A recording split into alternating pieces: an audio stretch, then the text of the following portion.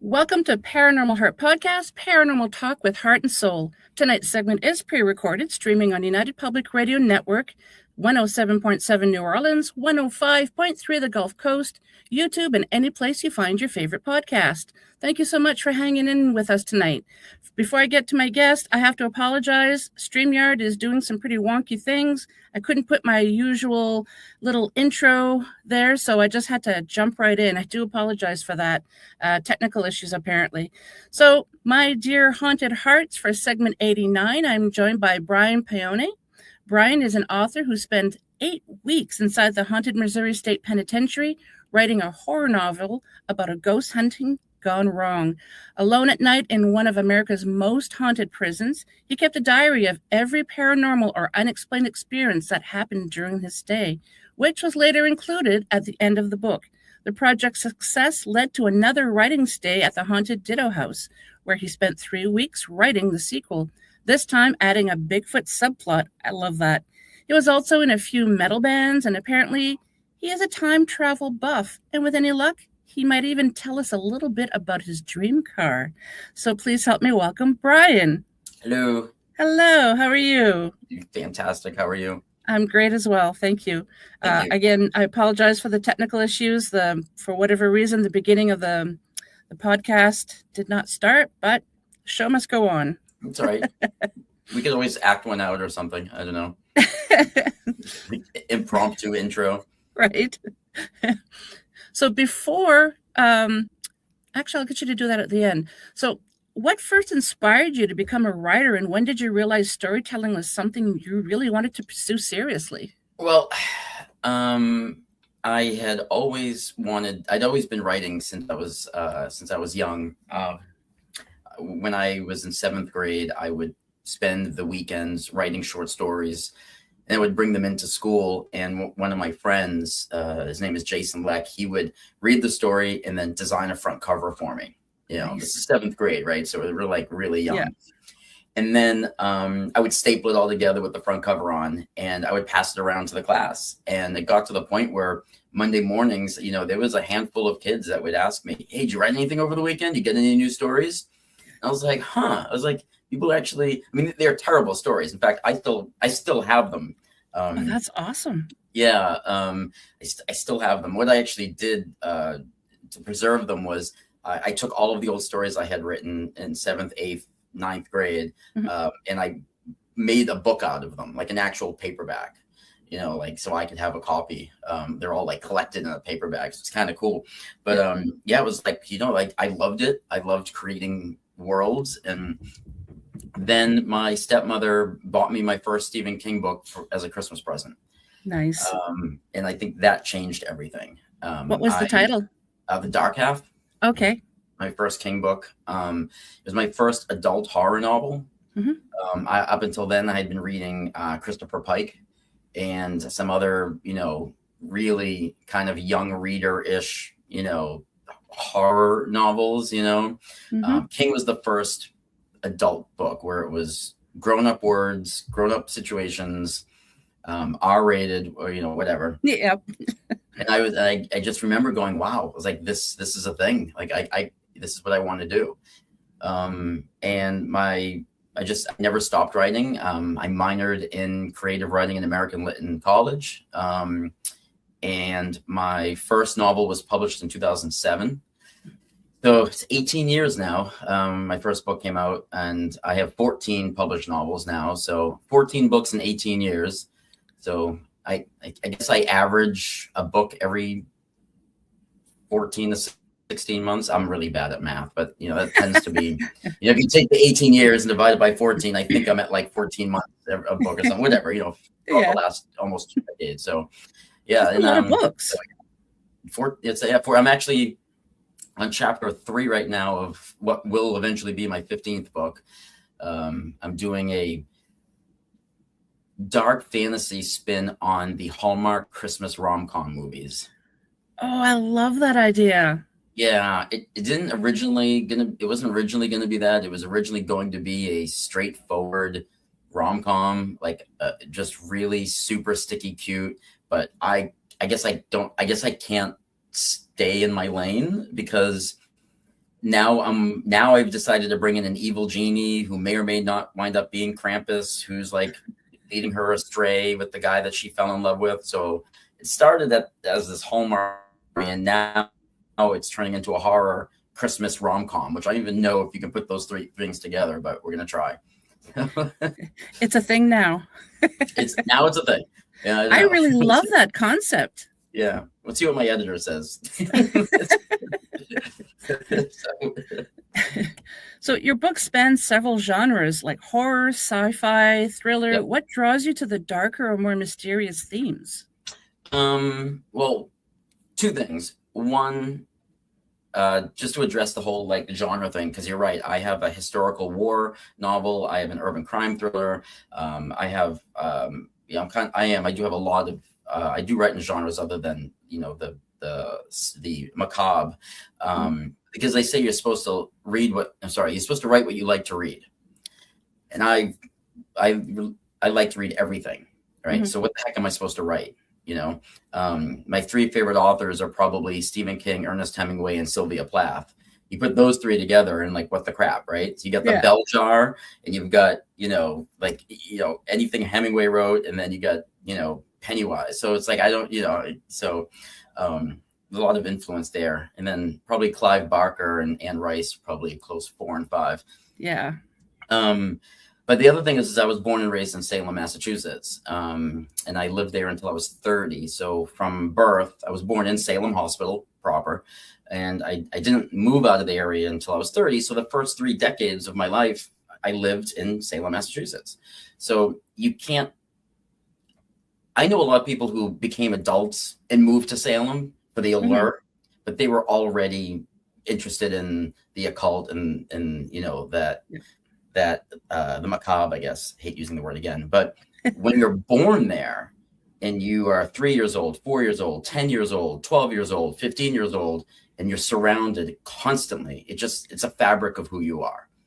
You don't shake it. It's who you are. So, there's a very good chance. It'd be interesting if there was a way to kind of take me and clone me and have the same me be born in like Oklahoma. Yep. And then like see the parallel. Like, did Salem shape me, or would this always have been me? But did being born and raised in Salem, Massachusetts, be the catalyst to what I fell in love with? So there's no way to know, because I can't go back in time and then have me be born somewhere else and then see the difference, right? But it'd be a really neat experiment. And I always wonder, is my love for it because of where I'm from, or is that just who I would have been anyway? Would I have been one of those adults who flocked to Salem, as an adult anyway? So, and I just lucked out, roll of the dice, and I lucked out to be born there. So I like to think that you'd still, if you were born someplace else, you'd still have that essence.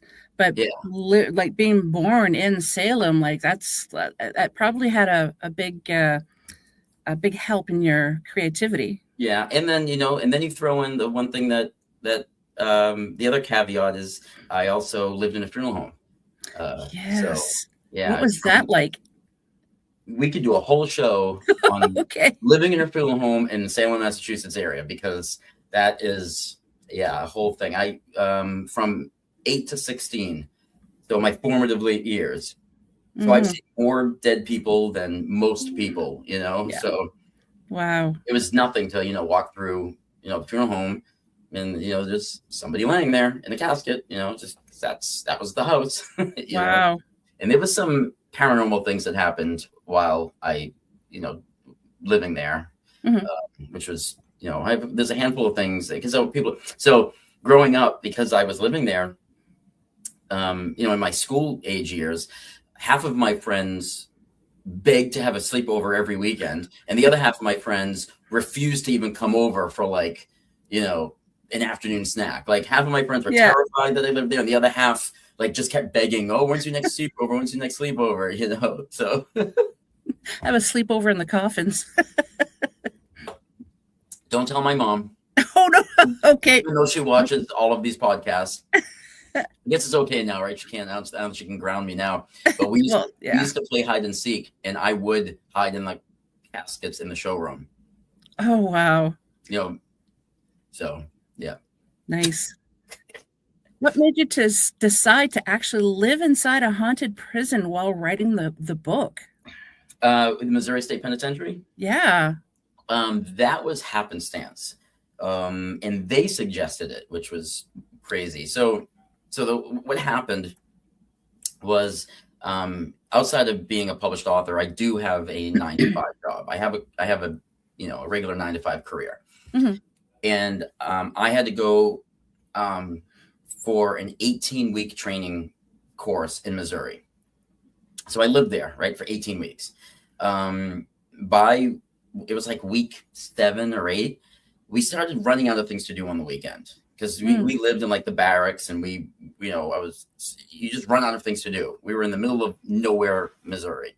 So we started like reaching out and branching to see what else there was to do in the weekends, so we wouldn't go crazy. And one of the guys that I was in the training class with, and these were the people in the training class were from all over the country, right? It wasn't just like my job, it was everywhere. One of the guys says, "Hey, the Missouri State Penitentiary has overnight ghost hunts. Do you want to go do that?"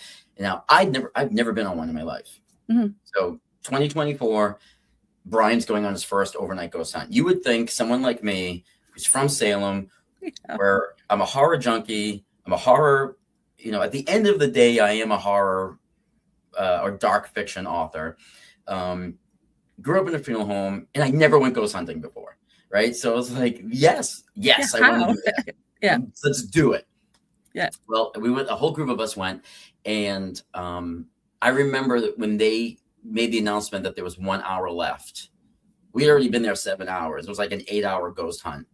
And I wasn't ready to leave. I was like, what? We only have an hour left. And all the guys I was with were tired. They're like, "Oh, you guys want to pack it in now?" Because they let you rent out the equipment. Like for free. So if you give them your driver's license, they'll let you, you can take a K2 meter. You can, they let you borrow all this gear. I'd never held this stuff before. I was like a kid in a candy store. I was just thinking that kid in a candy store. Yeah. Yeah. Just so excited to be there. And I'm like, "What do you mean you guys want to leave? You don't want to," they were like, "Let's turn in our K2 meters early and get a head start on the way home." Cause it was like 2 a.m. I think they were closing at 3 that night. They're talking about leaving early. I'm trying to figure out a way to hide somewhere so the staff doesn't find me and I can continue ghost hunting. Like, I was bit by the bug, right? I was so enamored by it that I went on their website and saw that the very next weekend, not only were they having another overnight ghost hunt, but they had 2 special guests there. They had Nesper, who's in charge of Ed and Lorraine Warren's museum. Mm-hmm. And they had Get Haunted from Pennsylvania, and they're a professional ghost hunting crew. Mm-hmm. And I was like, oh my God, so Nesper was there with a bunch of artifacts from the Warren Museum, and Get Haunted were there with all their super high-tech ghost hunting gear, not just the K2 meter that you get for free if you give your driver's license. We're talking full-on Estes method stuff. We're talking, REM pods everywhere, EVP recorders. They show up, right? They show up and they put on a show. And there was so many people there for that. So many more people than when I was there the weekend before, because people were there because they wanted to see the artifacts from the Warren Museum, and they wanted to, ghost hunt with a professional ghost hunting crew that are on TV and all this. Mm-hmm. It was full. And Rob, the owner of Get Haunted, what he does is he broke up the whole audience into 4 groups. And he just happened to do it by rows. So it's like, all right, these 2 rows are group 1, these 2 rows are group 2, et cetera, et cetera. Gotcha. Mm-hmm. And he put me and all the people I went with from my training class with the row of people in front of us. One of the people that was in the row in front of us was this woman named Hannah from Iowa. We are complete strangers, but now we're together for the next 4 hours, because the way Get Haunted run their events is it's an 8-hour ghost hunt. The first 4 hours are structured. So you go with one of them to the most haunted locations, and you take time with the gear. They teach you how to use the gear. They let you use the gear. And then then at the 45-minute mark, you move to the next location, and then all the groups kind of go around, right? Mm-hmm. And then at the end of the 4 hours, then they let you, like, then you go have fun. You have 4 hours to do whatever you want. Free roam, they call it. Nice. Well, during those 4 structured hours, me and Hannah, started talking and chit-chatting, and I'm walking around and I'm watching the guys from Get Haunted, and I'm watching how many people were there and having different experiences. And I did the Estes method in the gas chamber, and I had a really crazy experience in there, something I just couldn't, something I'd never experienced before. And I said, I think there's a book here. I don't know what it is yet. I don't have any semblance of a storyline whatsoever. Yeah. What's happening right now, this should be a book. This should be like a ghost hunt gone wrong. Like, what if we're all in here trying to communicate, and what if like the ghosts have just had it? Like, that's enough. We're done. You know what I mean? But that's all I had. That is all I had. I had already pitched my next book to my editor, which is actually going to be now my next book after this Christmas rom-com Krampus book. Mm-hmm. It's a dark fantasy book, set in a neo-noir kind of like dark city in The Crow meets Silence of the Lambs, and there's going to be gargoyles and I really have very almost like an 80s like the tone of like Legend and Labyrinth sort of, but darker and like that, and I was already outlining it in my head, and I emailed my editor the next morning. I was like, I have an idea. I want to write about a ghost hunt gone wrong. It's going to take place over one night. Whole book's just going to be one night. It's going to open when the guests get there, and the book's going to end when it's time to go. And I want it to read at the same length of time that the guests are in there. In other words, so my book, which is, I know I'm kind of jumping ahead here, but it's called These Walls Still Talk. And it should take you about 7 hours to read. In fact, the audiobook is 7 hours and 12 minutes. It takes place over the course of 7 hours. So I wrote it to match the length of time it should take someone to read it. So it's almost like there's a GoPro on my main character's head. Okay. And never cut scene. Right. So anyway, so I wanted to do it at Missouri State Penitentiary. I really wanted my book to take place there. But I needed permission. I didn't want to run into any copyright issues. I didn't want copyright, because it's not copywritten, but I didn't want to run into any sort of cease and desist letters from them. You're painting us in the bad light. People are dying on our tour. Like, that's bad for business, because companies, can step in and say, you're showing us in a bad light. So I reached out to one of the tour guides, Jenny. And I was like, I don't know if you remember me, but I was there 2 weekends in a row, and she remembered me. A conversation that we had, I used to remind her. And I was like, I'm an author, and I want to set a Ghost Hunt Gone Wrong novel at MSP. And if it's not allowed, that's cool. I'm a writer. I can create a fake prison. I mean, that's what we do as authors, right? We world build. I was like, so if you guys say no, I'll just make another prison that very much resembles yours, and I'll just name it something else. No big deal. And she was like, I love this idea so much, but I need to push this up to the boss. So Sheila is in charge of the prison. So she pushed it up to Sheila, and me and Sheila started talking about the idea. And somewhere through our conversations, it went from, not only would it be awesome if you used MSB as the location in your book, but how would you like to stay here and write it? And I was like, do what now? I'm dreaming. I'm so enamored by the place that I couldn't wait to go back a week after the first time going. And the second visit was so powerful to me that now I'm ready to make it part of my canon of my, writing career. And they're offering to let me stay there to write the book. I mean, yeah, it was crazy. And I did. I had a very strict set of rules of do's and don'ts, cans and can'ts. That if I violated any of them, Sheila would be like, I'll kick you out. These are things you can't, for safety reasons, for this reason.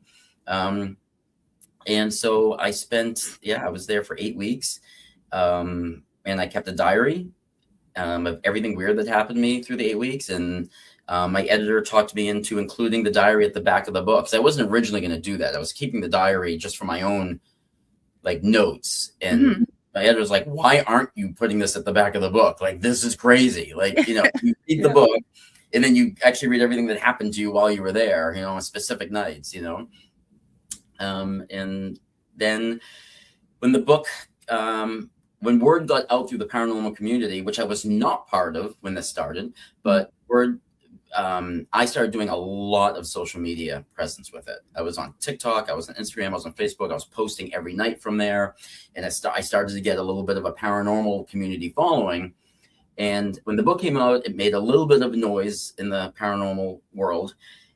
And the husband and wife team, Ernie and Denise, who own Kentucky's most haunted inn, the Ditto House, asked me if they were like, well, would you ever write a second book? And I was like, no. I was like, there isn't supposed to be another book. I mean, this isn't a series. This was a one and done. Yeah. The more we talked, and the more they were like, well, we'll give you a room, for as long as you need to if you want to write another book, you can stay here. And I started doing some research about the Ditto House. Not only is the Ditto House Kentucky's most haunted inn, and you can Google the words Kentucky's most haunted inn, and you're gonna like, this is me. This is not like hyperbole and me overselling the house. It's literally Googleable search that it is deemed. People come from all over the country to stay there. Not only is it the super haunted, but it's surrounded by woods that have one of the highest concentration of Sasquatch sightings in the East Coast. So I joke that it's the Bermuda Triangle. Like, like you have ghosts like just walking around these halls, and you have like Bigfoot out in your woods, and like, and not just like one or two people see, like people go there to what's called squatch. And I didn't even know that was a term until I went there. So they go squatching there. And there's a gentleman by the name of Greg Youst. His nickname is Squatch Man. And him and Ernie and Denise Pack, who own the Ditto House, they once a month or once every other month hold an event where people come in from all over the place and they go squatching together out in their woods. And so while I was there writing, I bounced my time in between writing inside the Ditto House or writing out in the woods. And so this book, the second book, which is called Unpacking the Ditto House, I really didn't want to write the same exact book again. I didn't want a ghost hunt gone wrong, just in another location, because all I'm doing is recycling, right? I did not want to recycle. So this book relies heavily on the Sasquatch. It's a haunted house versus cryptid novel. I really played into, there's no ghost hunt going on in this book. It's about a couple who buys the house. It opens with them being given a tour of the house by the realtor. They wind up buying it, and they are getting a lot more than they bargained for. They had no idea that there was squatches in the woods, and so that's the storyline of Unpacking the Ditto House.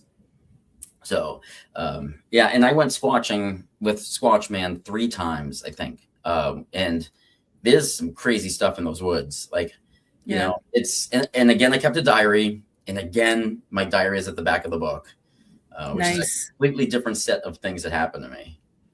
I think that's a little different for books, and I love that idea of having your diary at the end of the book. That's brilliant.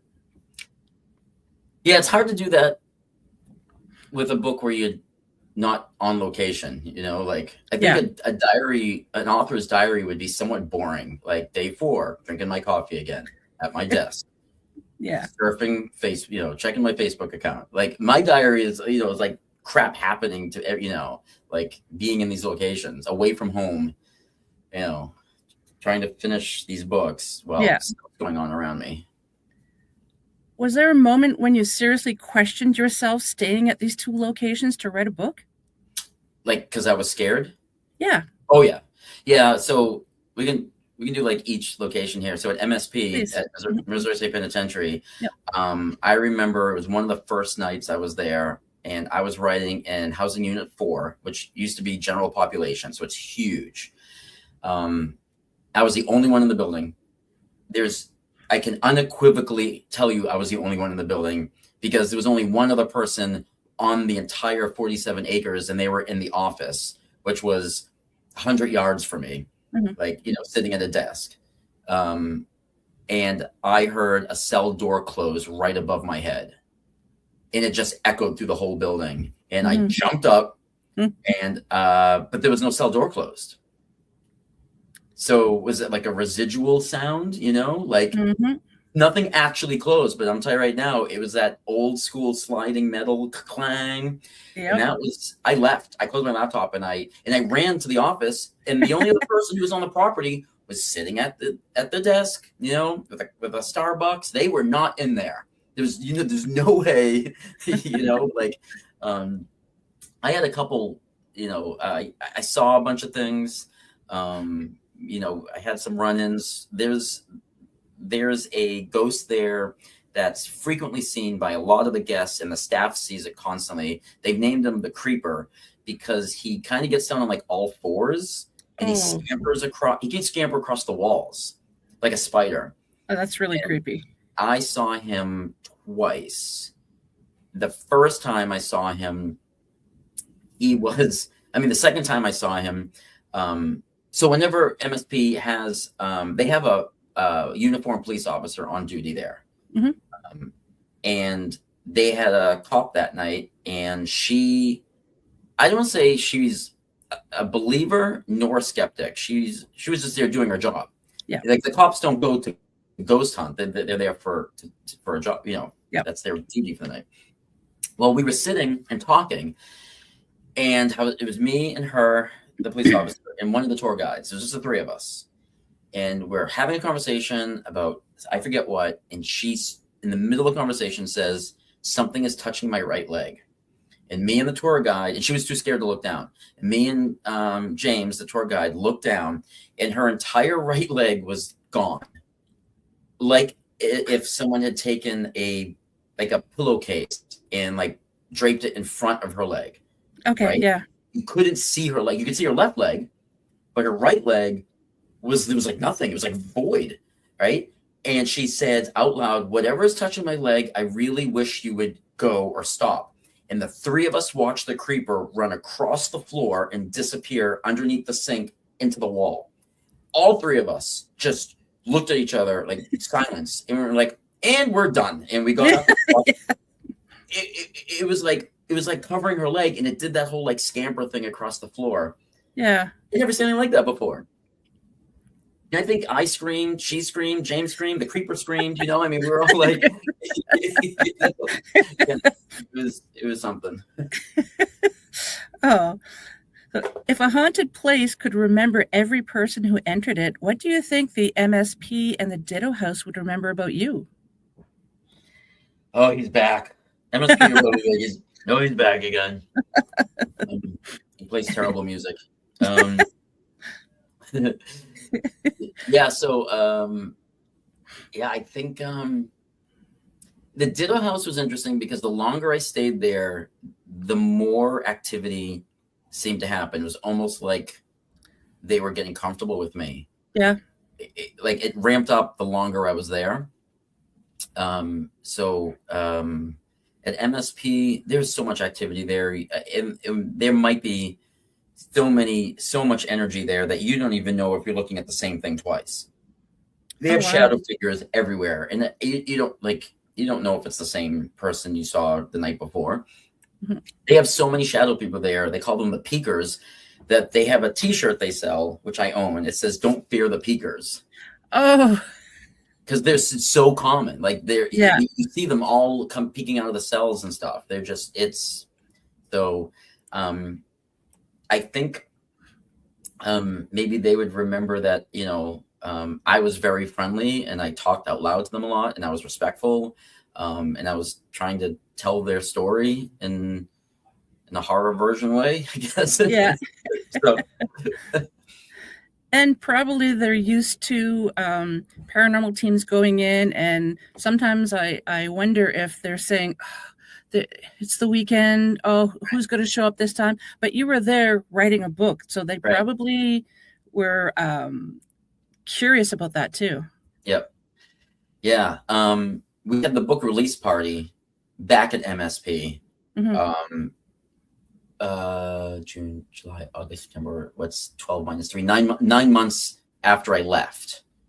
And I feel like when I went back and I walked in the building after 9 months for the book release party, it felt very welcoming. Yeah. It was, it wasn't anything specific. It was like, I felt like I was home, or these were my people. Yeah. I was in an empty building, but I felt like they knew I was there. They knew I was back. Right. Yeah. If anybody who's watching this, I'll do a shameless plug right now. Sure. September 12th, I think, or September 13th, whatever that Saturday is. Mm-hmm. One of those 2 days is a Saturday. That Saturday is the These Walls Still Talk event at Missouri State Penitentiary. I'm flying out for it.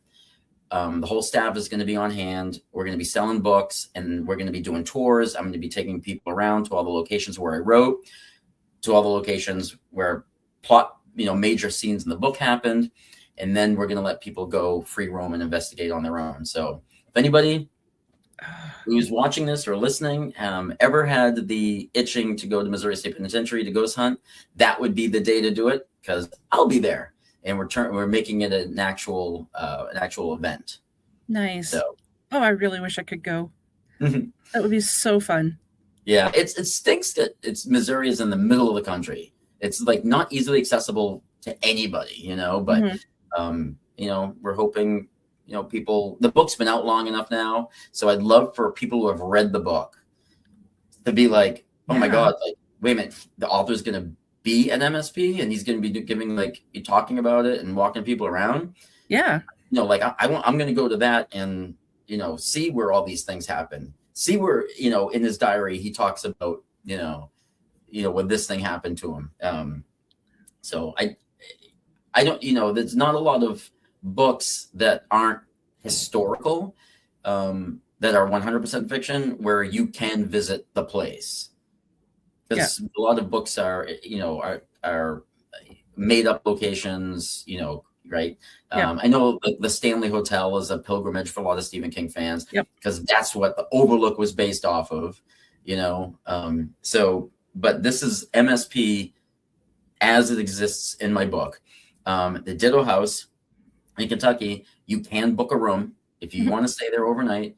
It's a mini inn, and Ernie and Denise have, they book all the time, and if you want to sleep there, you can. So with my book, it's one of those things where if you read Unpacking the Ditto House, you're like, crap, I want to sleep there for a night.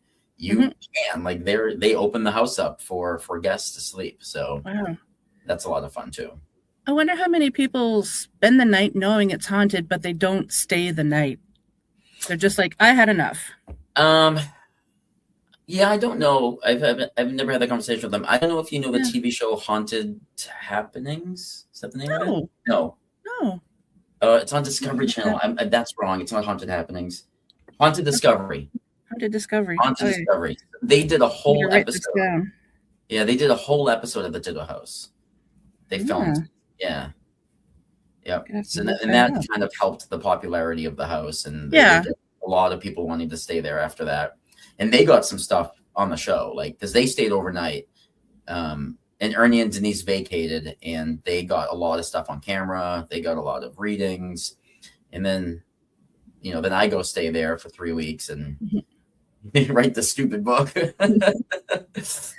I just love that idea of you staying.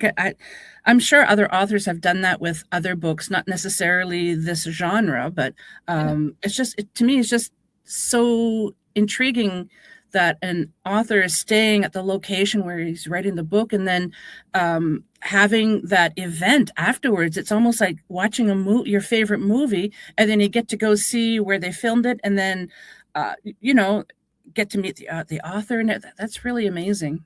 Yeah, it's fun. So when for people listening or watching, the book release party for that book, consisted of it was 2 nights long. The first night was ghost hunting in the Ditto House, and the second night was squatching out in the woods. So we tried to tie, because the book has both, you know, a 50-50 balance of ghosts and cryptids. Instead of just doing one book release party like we did at MSP, you know, we split it and did the ghost hunting and the swatching. So that's, you know, that was kind of a neat thing to organize and stuff. Yeah. Were there any differences staying at the Haunted Inn as opposed to the prison in Missouri? The biggest thing, the two things. One, I wasn't allowed to sleep at the prison. Okay. So I had a hotel room down the road. But that didn't mean that I didn't stay in the prison until like 6 a.m. some nights, 5 in the morning, 3 in the the hotel, I couldn't actually like lay down and like go to sleep. Right. Okay. So I would leave, and go catch a couple hours of sleep in the hotel, shower, you know, reset, change my clothes. And then I would drive back to Missouri State Penitentiary. So there was always you know, when am I leaving tonight? You know, some nights I left at 2 a.m. Some nights I left at 3 a.m. Some nights it was all the way until 6 a.m. and the sun was coming up, you know? Oh, yeah. The Ditto House, I had a room. Like I got keys, you know, Ernie and Denise gave me a key. I had a room. Like this was my room for 3 weeks. I slept there. I lived there. I showered there. I didn't leave unless I went out into the woods to write out in the, you know, Sasquatch woods. So I never left the bubble of the Ditto House. Where MSP, I was able to leave, like reset my brain, decompress, and then go back in. That was one. The second thing, if we want to talk about the places themselves. Yeah. Missouri State Penitentiary is so big. It's so huge. It's so open. It's so expansive that if you saw something, a shadow figure, the creeper, whatever, it could be 40 yards away from you, right? In this big, open, huge hall. Yeah. So MSP gives you the false sense of, well, I can escape. There's a lot of room to run. Yeah. Right. Unless you start getting down into the dungeon or you start getting down to death row, then there's nowhere to run. You're dead. Like that's the scariest parts of MSP. But when you're just in the buildings with the cells, it gives you this sense of almost like being like, oh, cool, look at that. Look at that shadow figure up there, right? Because it's way over there and I'm way over here. Gotcha. Right? Yeah. Ditto House are these little tiny rooms. You can't see into the next room, no matter what room you're in, right? So there's always this feeling that I'm going to turn the corner and walk into an apparition. Yeah. It's so claustrophobic. And I think that's the difference between the two, right? Like there was one time when something scared me and I ran down the stairs, but then I stopped on the staircase because I realized that I didn't know what was at the bottom of the staircase. Right? Because you can't see around any of the corners. So I would walk through the Ditto House to go to the kitchen to like make myself some lunch. And I would go through each room, you know, you kind of just like peek and you go, so there's, you're always, you know, in horror movies when the suspense music builds and like the main character's alone in the house and it's like twilight and you're like, oh, there's a jump scare coming. Yeah, I know there's a jump scare. It's coming, right? That is a Ditto House every moment of the day. Oh, wow. It is this high stress jump scare, like building up to the jump scare, and it never stops. Because the Ditto House, one thing that I joke about is that whatever is inhabiting that house, paranormal wise, does not care if it's 2 a.m. or 2 p.m. There is no sense of security. Like sun is out, birds are chirping, not a cloud in the sky, and you're still seeing crap and things are moving around upstairs, right? So a lot of times in haunted places, when it's daylight, as creepy as the building might be, because it might be abandoned, like, and that's giving you a sense of foreboding, you still have this sense of, well, nothing's going to happen because it's 2 p.m. You know, I can hear people talking outside. There's traffic. There's, horns honking. I can hear a siren in the distance. Yeah. People coming home from work, or right, there's kids. I can hear kids playing in the playground. There's a sense of like safeness. The house does not care about that at all. I saw just as many things at noon as I did at midnight. So there's a constant level of, oh crap, what's around this corner? I'm never safe in this place. MSP, when the sun would go down, noises would start happening. And what makes that place terrifying is because it's so big, you don't know where the noise is coming from. Yeah. Because it's echoing. You're like, is that above me? Or is that to the left? Or is it in front of me? I don't know. So they're scary for two completely separate reasons because of the way that the structures are set up. Yeah. I was going to ask you if you found one location creepier than the other, but you pretty much much answered that. They're both I find them equally creepy, but for two completely different reasons. Yeah. So, nice. Yeah. What fascinates you most about the unknown? That it's unknown. Yeah. Yeah. I've always been terrified of death. And I don't know if growing up in a funeral home exacerbated that or I'm not sure. And I think I'm constantly trying to figure out really what happens to us after we die. Like I'm in like this constant need of knowledge of, I just wish someone would tell us, like I just wish it was like concrete, like if I jump in a pool, I'm going to get wet, like every time. There's not a single time that I jump into a pool where I'm not going to get wet. Like, I just wish I knew that this is what unequivocally happens to us when we die. Like, and it never changes. Like, you jump in the pool, this is what happens when you die. And we don't have that. And that part of that scares me and bothers me. So I think I'm in a constant searching of that answer, or just to make, or I've been scared of death since I was a little kid, like my own mortality. I had a point and I lost it. So I'm very intrigued by anything. So one of my favorite movies of all time, hands down, top 5 favorite horror movies is Flatliners, the original Flatliners. Oh yes. Because that dove into let's kill ourselves and let's see what's over there. And I'm like, yes, I would yes, I want to know. Yeah. Because because I don't know, so I don't know, and that's really scary, So I'm intrigued in the paranormal world, and I don't even think that the answer lies in ghost hunting, but I think it might. Maybe it makes me feel better. I don't know. Like it's comforting for me. Yeah. So it takes the edge off. I don't know. Because I would hate. I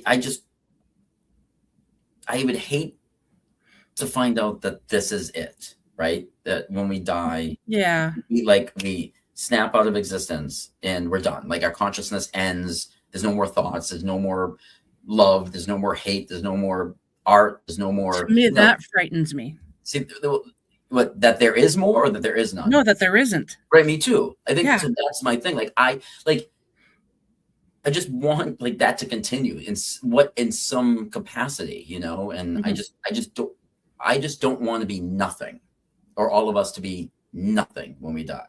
Is there another dimension? Is there another whatever? I just want something else out there. Are we reincarnated? Heck, I take that. I don't know. Do we wake up on another planet and we're like an alien species and we don't even know Earth exists? That's fine too. I just want something. Yeah, right. Are there any real world mysteries or paranormal legends that you'd love to explore for a future novel? Oh man. So one of my best friends, he was the bass player in my band for 15 years. Or God, we were in metal bands forever. I think you were in 4 bands. I think. Yeah, it was 4 bands total. 2 of those 4, he was my bass player. he just 2 weeks ago went to West Virginia to hunt Mothman. Oh. So I'm very intrigued by Mothman. It's an interesting folklore. I think that's unique, But I'll tell you, I never in a million years would have said that Sasquatch would interest me. And if you told me 12 months ago or 18 months ago that, Brian, your next book is going to have Bigfoot as a main nemesis or whatever, I would have said, you're crazy. I'm not going to write a Bigfoot book. I have no desire to write about Bigfoot. Like, that's stupid, And here nowhere in my radar. Yeah. And I went to the Ditto House, and I'm like, oh, there is some stuff in these woods that are kind of creepy, So I guess I don't know until I know, because I didn't think I would write a Sasquatch haunted Sasquatch novel. Yeah. But Mothman, if I had to pick one, Mothman's pretty interesting. It's my daughter's favorite cryptid. You know what else too? Oh, I wandered down this rabbit hole of like skinwalkers, like all the videos. Yeah. They look like a dog, but then like saying the person's name. Oh my God, that scares the crap out of me. Yeah, that's terrifying. Yeah. My daughter and I never want to say the word, so we just say epidermis slow runners. So epidermis skin, but those scare me. That's terrifying. They are very terrifying. If any one of your novels were turned into a film, which one do you think you would choose? Probably my time travel novel. It's called Yours Truly 2095. Okay. I just, when I wrote it, I saw it on the big screen as I was writing it. And I'm a speculative fiction author, which is horror, sci-fi, fantasy.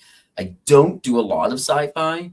As a general rule, it's probably out of the horror, sci-fi, fantasy. Sci-fi is probably the bottom of those three genres that I write at the most. But yeah, Yours Truly 2095. I think it would, if done right, I think would be a really fun movie. I think it lends itself for the screen.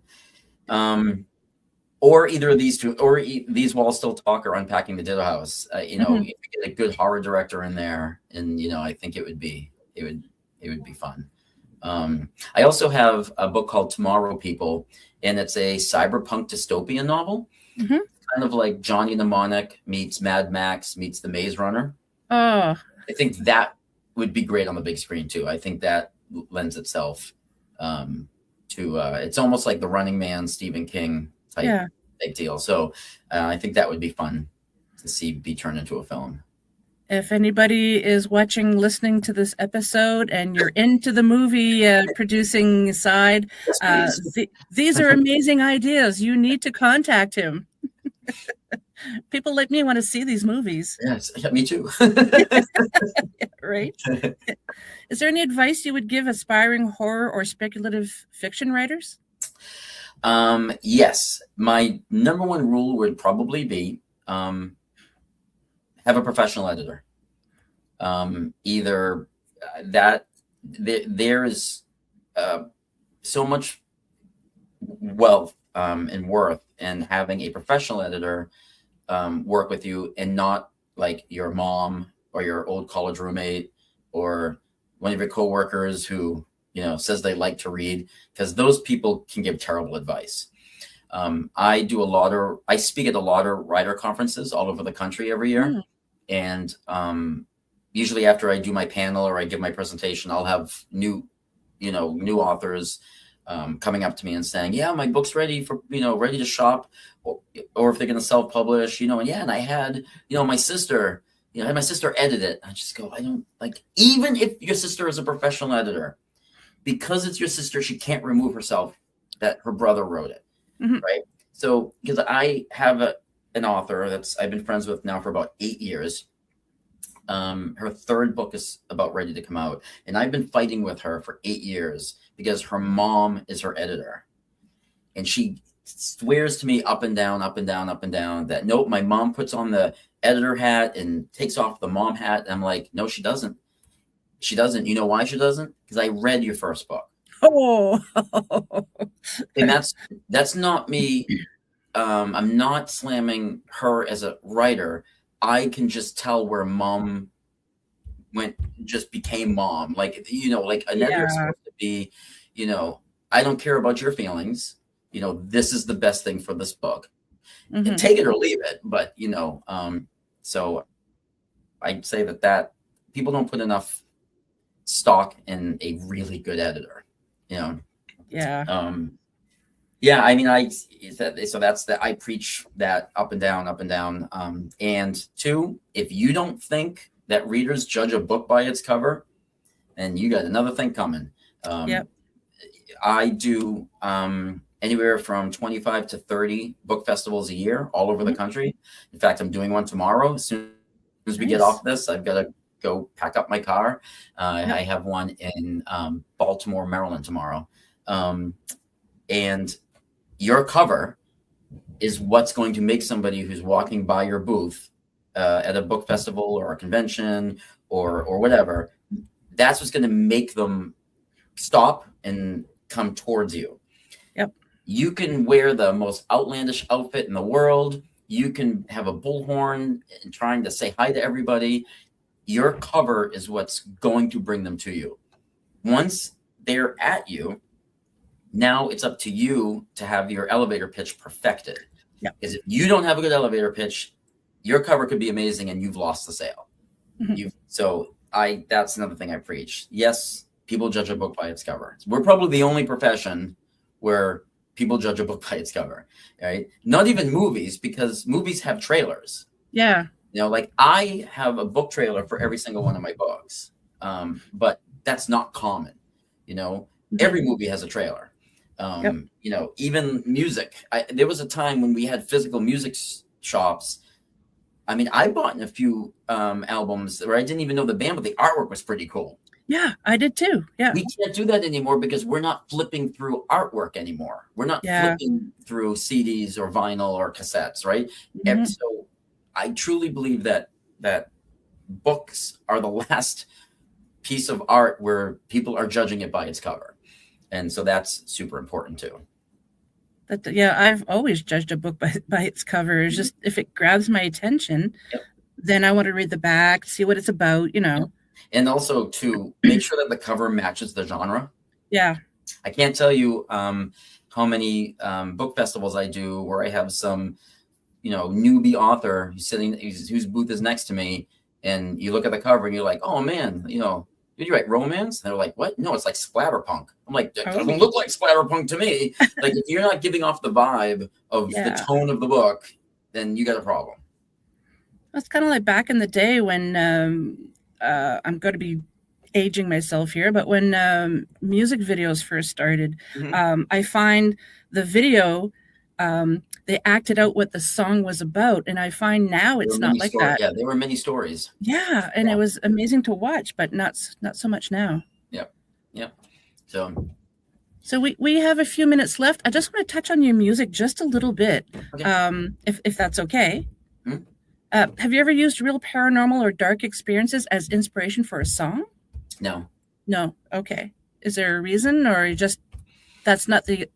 Yeah, just not. I mean, it just wasn't what I wrote about lyrics. So writing lyrics and then writing fiction are two completely different things. Yeah. And most of my songs excuse me. I know you mentioned that I was in four different bands. All 4 bands released an album. So I have 7 albums total, cumulatively with those 4 bands. And most of my lyrics are very diary-esque or introspective, very like 9 Inch Nails-y type stuff. So, it's dark in that aspect, that it's none of it's like happy rainbows and unicorns. Yeah. It's more angst driven, think, the best thing I can say is like, Trent Reznor, it's like, if Stephen King is my, literary, idol, then Trent Reznor is my lyrical idol. So that's kind of where I stayed with that. Are there parallels building tension in a song and building suspense in a story? Yes. Especially if the music like crescendos also, so you can, it's got that same tension in a scene. So you can use different harmonies, different, when you're mixing the song, you can have different instruments be at different levels if you're trying to create some sort of feeling. If the drums are louder, it has more of that like militant driving beat. If you pull the drums back, it's got kind of more of a somber, mood to it. So it could be the same exact song, but how you mix it can actually change the tone. That's true. Yeah. Do you ever see yourself returning to music, or is writing your main focus now? Yeah. So my girlfriend has a bet with me that I will be at least doing an overt move by January 1st to, get back into music. That she has a running bet with me. So, so because she can tell that I've been out of it long enough that I talk about it more than I have in a long time. And we go to a lot of concerts, and sometimes I think she watches me out of the corner of her eye, and she's noticed being at concerts, I'm starting to like yearn for the stage again. Like I can kind of like, it's somebody, it's kind of like, it's kind of like someone who's like, was a huge coffee drinker, right? Maybe drank a pot of coffee a day. And then like, it didn't drink for like 10 years. And then it was kind of like they walked into a coffee shop for the first time and they're smelling the aroma. And you just start going, oh, I think that like, that's where I'm getting to, right? Okay. Yeah. Getting to that moment. Cause it's been 10 years. My last album I put out was with my band Yellow Number One, and that was in 2016. So I'm at the 10-year mark. It's the last time I wrote, recorded, released music into the world with a band. And 10 years, I can feel my insides are starting to, get wanting to create again. Yeah. Well, who knows? You might get back into the music scene. Yeah, I just can't let her win the bet, so I guess hold on to like January 2nd. That's funny. Quickly, what is your favorite vehicle? I know what it is, but the listeners might not. My favorite vehicle? Yeah. My favorite vehicle is my car that I own that's in my garage right now. It is a DeLorean. That's so cool. Yeah. Yeah. Yeah. So here we'll keep if we can keep talking, but I'm also gonna do something here. So in 2019, I wanted a DeLorean since I was about 6 years old. And in 2019, I bought one. Nice. And I drive it regularly. It's you must have been giddy when you bought that. Yeah, I still, what do you mean when? You should see me now. I'll walk down to my garage right now and just stare at it and say, oh my gosh. I was going to try to throw a picture of it up as my background, but I can't get it fast enough because I know we're running out of time. But the cool thing is I bought the car 100%. Every penny that I paid for that car came from book sale royalties. Oh. Yep. So 2019, my fifth book had just come out. So took me 5 books and 5 published novels, but I was able to buy a 1981 DeLorean, a turnkey DeLorean, which means it didn't need any work. You get in it, you put the key in, you turn it, it starts up, you can drive. Wow. 100%. I think I got it. 100% with book sale royalties, which is like, so that my books, being an author, paid for my dream car. That's I love that. Yeah.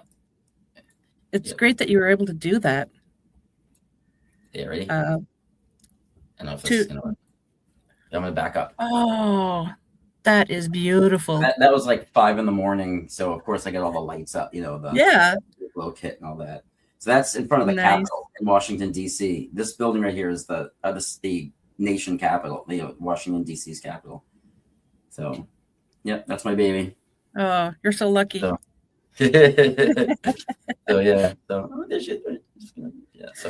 but I drive Yeah, I call it's my semi-daily driver. What that means is that I don't take it to and from work. I don't commute with it, but I Okay. drive it everywhere else. So like if I have to go to the grocery store, if I have to go to the dentist, if I have to, I don't know, go pick up whatever. Like I take the DeLorean. So locally, if I'm staying local, like in my town, or I got to do if I go to the mall with it. If, my girlfriend and I want to go to the movies, or we want to get ice cream, we take the DeLorean. Nice. We want to go to brunch on a Sunday, we take the DeLorean. So, but I just don't take it to and from work because I have to drive through Washington, D.C. to get to work.